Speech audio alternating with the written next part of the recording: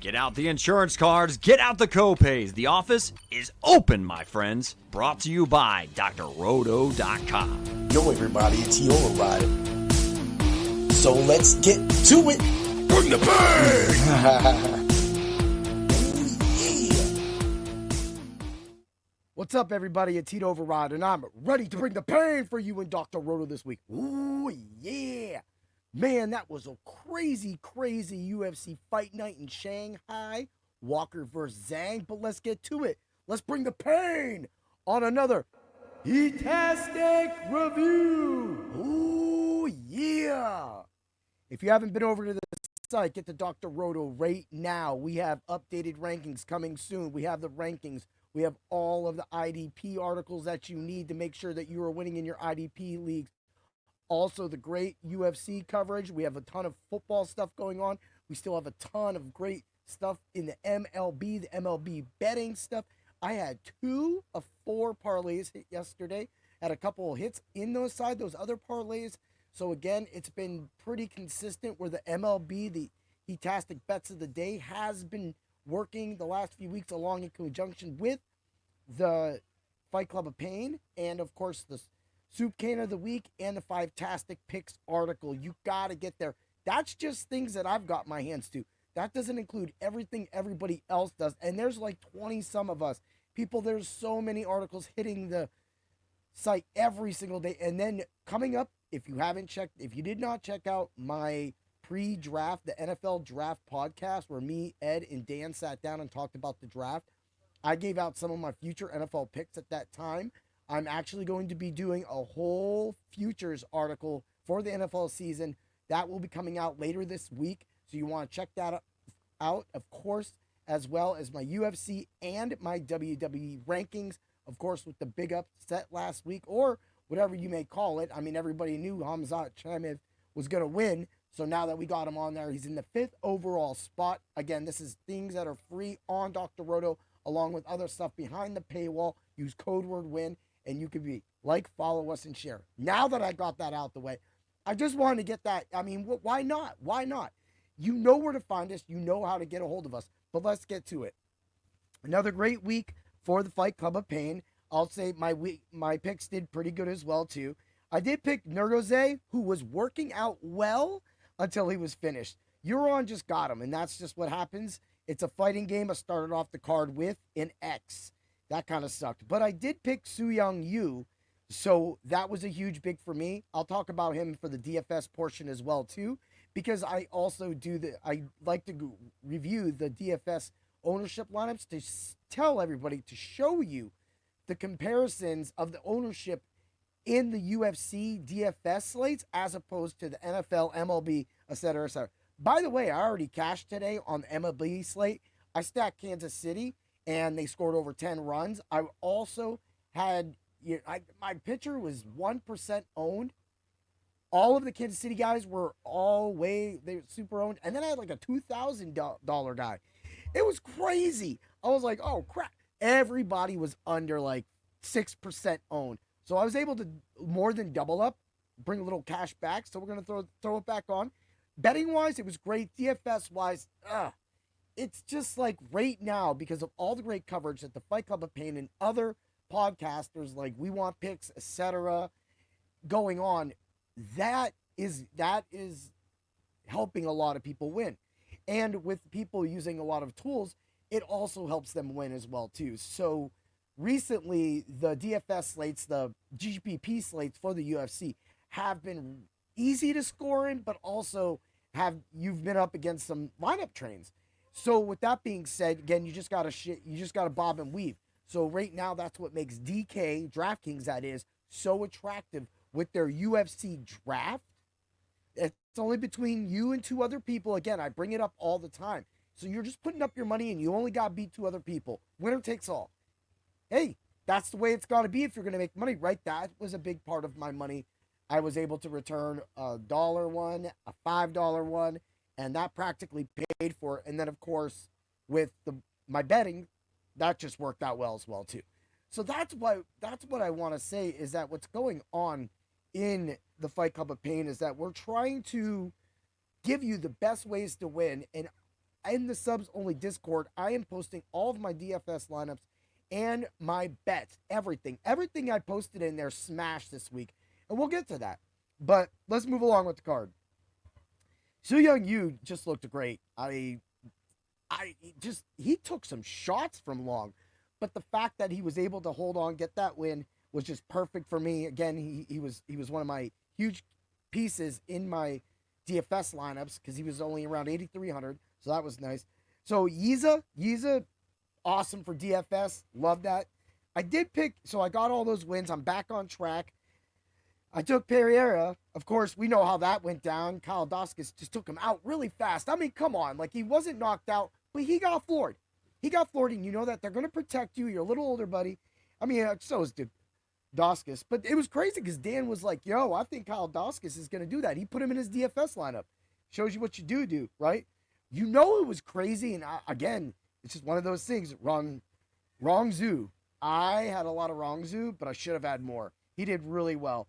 And so I got my win. I did pick Kavanaugh, and Kavanaugh was blasted away on Charles Johnson. But it was right at the end of that second round, it seemed like you could see Kavanaugh kind of may have been spent. Maybe he should have locked Johnson up, tried to take him down. I mean, he was ragdolling him. Kavanaugh was ragdolling him. He was picking him up. He was slamming him constantly. And then he was outboxing him for a moment. And then it was like right at that end, when I was watching, I could just see Charles Johnson turning and I was like, oh boy, this round has to end. This round has to end. And it just didn't end. It didn't end. And that is how he got knocked out. So I missed on that one. I did pick Gage Young. Gage Young was a nice win. I entirely like. Got him too. I picked Sumadarji. That was big. But I did use Borrahlo everywhere in my DFS. You went the whole time and you couldn't put up more points than you did. I really thought Borrahlo would have been better than that. I mean, he had control time. It just wasn't credited enough on the DFS slates to make him viable. Just, it happens. It happens. That's the way it is. So, of course, Pavlovich won. And then Aljamain won. So, Aljamain Sterling, that is. So, we got those wins. We get up. Of course, you know I was huge on Zhang, Ming Yang, and Walker waxed him. So, that's the fun part. So this week on the Fight Club of Pain, both me and Dan were practically alike on it. So we went 2-1 each. I went 8-4 on the card overall myself, back to back 8-4 weeks, 16-8 overall for the past 2 weeks. Not bad. But the thing is this kind of where it was last week. It was more so that I did decent on DFS, returned my 50-50s, and then hit some of the bets. But because I was awake or whatnot for these bets, I did just a little better. This week, however, went a little differently. Now, last week, I did hit the parlay of pain. 3 out of the 5 hit. And we've been talking about round robining that. And when you round robin the parlay of pain, it gives you many opportunities to win. That was on display this week when we went into the last of the leg of the parlay of pain, which was the 5th leg that contained Zhang. If I would have just played the knockout, I played Zhang 1 and 2 first and second round knockout.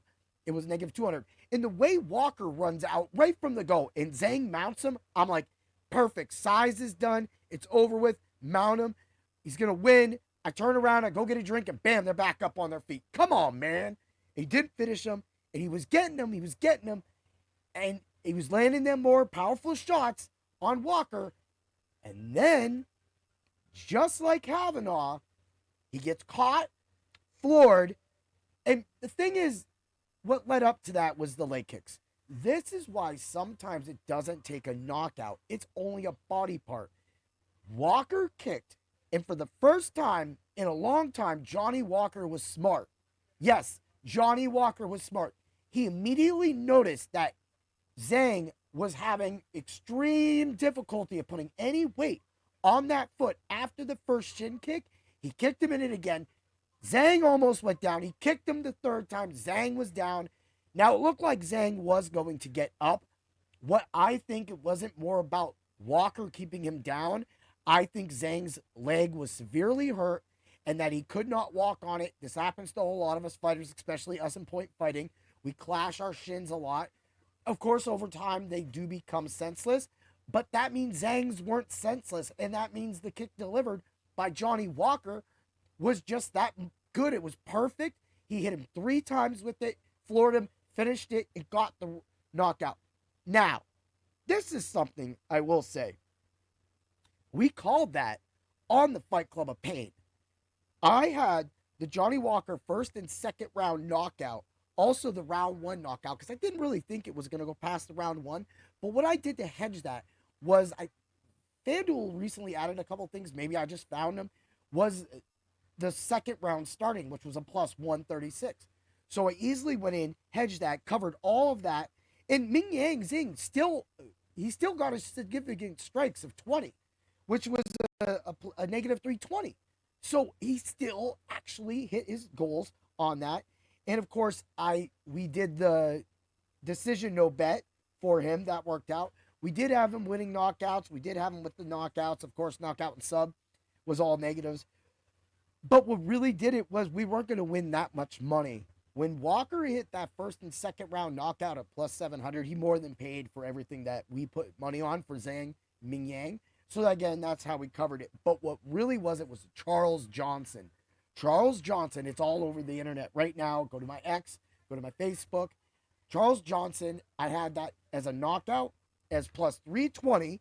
Kavanaugh and Charles Johnson, that is. Also, I thought that there was a chance that because Johnson's height and strength may give him an advantage late, and it's exactly what happened. Me and Dan talked about it for a few seconds. I actually thought that Charles Johnson was going to be Dan's Soup Can of the Week, which, by the way, the Soup Can of the Week, if you would have been and headed over to Dr. Roto, it was it was Brian Ortega. Brian Ortega. He focused on Brian Ortega, but of course, he ultimately picked Aljamain Sterling. He picked the fight to go the distance where I was a little more on the under, but of course, we did have the money line distance at a negative 105. So that, again, that was a really, really nice thing to have. The decision no bet. Money came back to us. We didn't bet that bet too much, but that is what we bet. And I will tell you what, Ortega did get a couple times. He did rock Sterling. So we did have that knockout bet on Ortega, but we didn't have anything much. So we've been trying to calm down on what's going over here and giving you the direct path of victory for that fighter. And then if there's any questions that come in on the Fight Club of Pain, we will answer those. But that's what happened. Plus 1,800. Every single week I talk about this, and every single week Dan and I deliver. So every single week I'm going to talk about what we do, because what we do is good. Now, let's get to DK. DK was really good. I was able to return a lot on my DK drafts, which again, I told you, I love those things. Definitely play at least 4 or 5 of those. That'll cover what happens on the main slate. Main slate was Zhang. I was 100% exposed to Zhang, so that destroyed a lot of, and he got points, but he destroyed a lot of my lineups. Sterling, of course, was in 100% of my lineups. So let's get to the percentages. Zhang was about 58% owned, and Johnson, 13% owned. We had Johnson.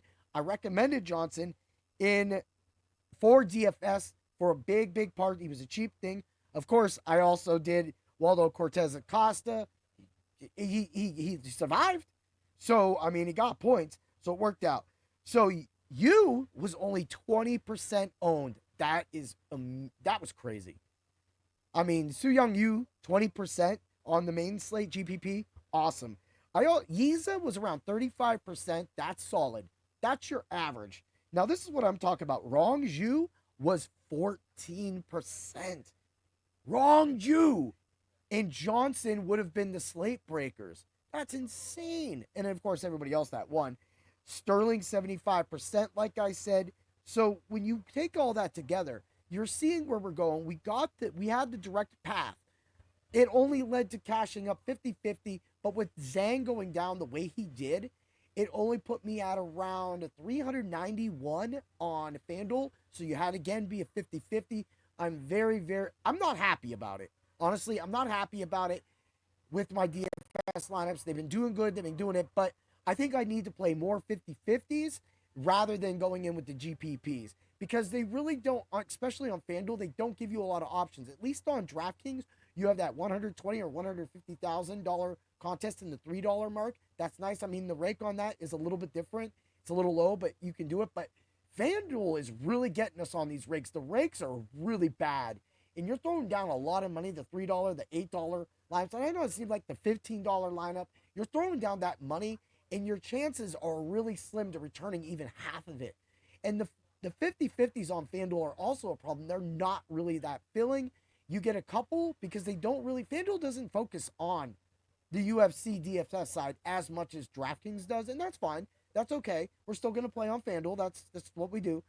But the thing is if you're going head-to-head with just so many people in the UFC things, and you're not getting a lot of 50-50s, your chances of returning on FanDuel are going to be slim. Even if you do hit the 50-50 level, you have to find enough 50-50s to actually cover what you're doing. And it's working out, but it's hit or miss sometimes. And so that's it. And then, of course, you know, them having the captain spot as their main slate thing. So on DraftKings, however, though, DraftKings is having a little better. I am finding a lot better success with DraftKings on the GPPs and also the 50-50s.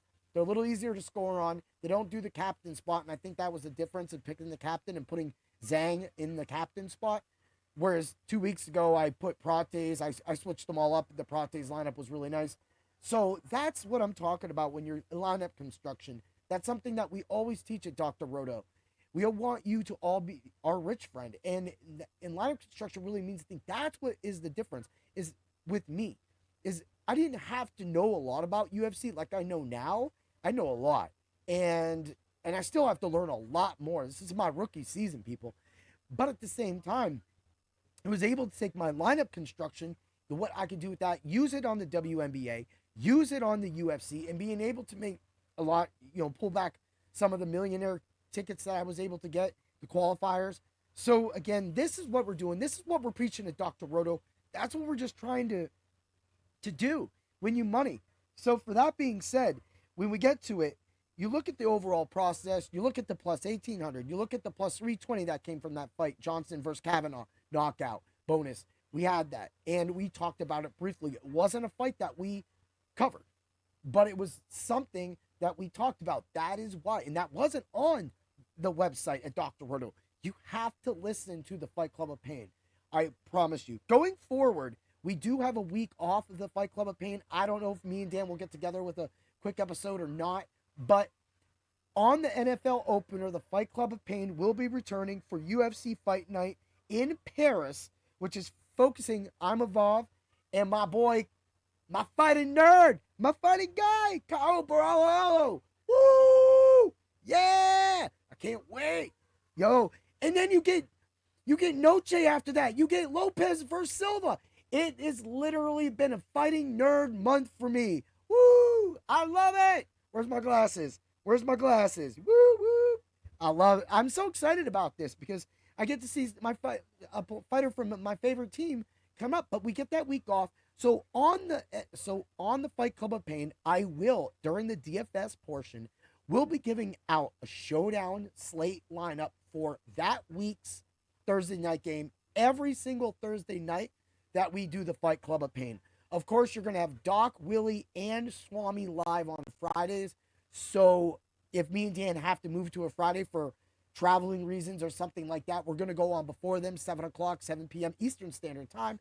It is our time that we always go live most of the time. So we were a little early this week. It was really fun.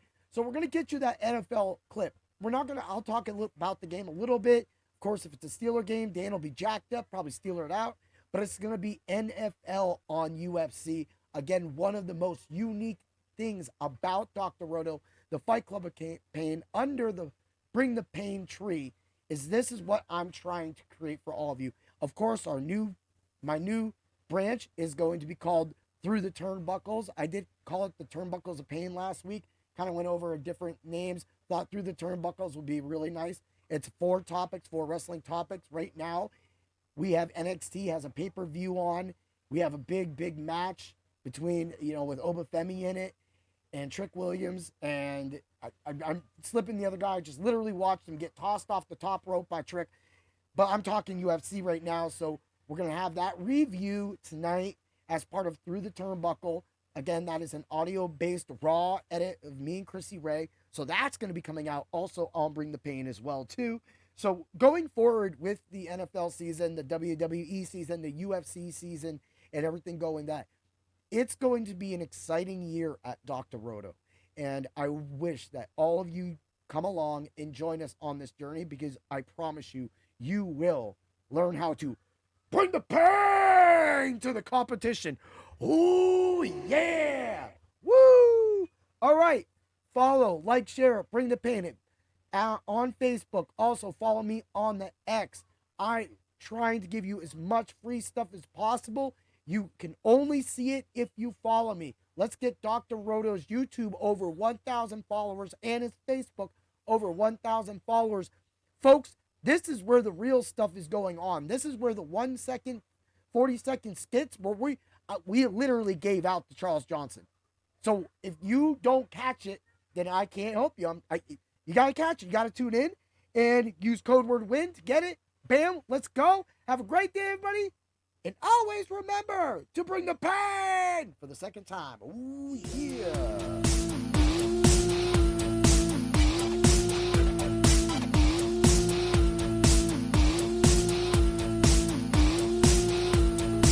Thanks for stopping by the office. Get your fantasy prescription by subscribing to the channel and checking out drroto.com.